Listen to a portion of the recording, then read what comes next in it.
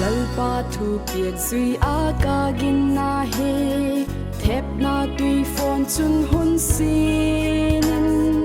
ei bom jing sek ma le ei huk dam ka lal si sun ei kai ba jing he oh hallelujah hallelujah hallelujah hốt bê nga choi hoi na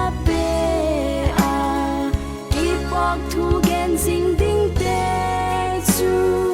ging tu nang le ke mo puak na a hi ka gin nan jisu a pan jing chung a thu piak zui ding bang gwal a dia ka gin nan khovel go ka et chung jisu ki pak na ka chang na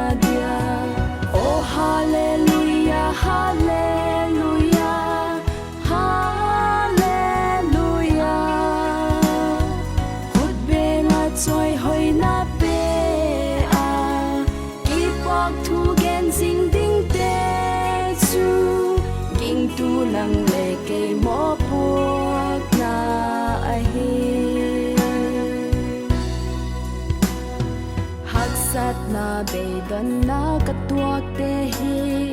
kalal si sun ei ngai sa kin tin ha chung lung kalal pa chun van mun lo pi tak chu ei chan sak ta na oh hallelujah hallelujah hallelujah hốt bê nga choi hoi na thu gen jing ding te chu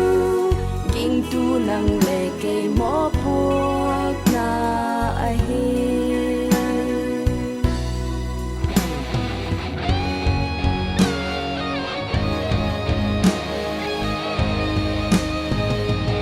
oh hallelujah hallelujah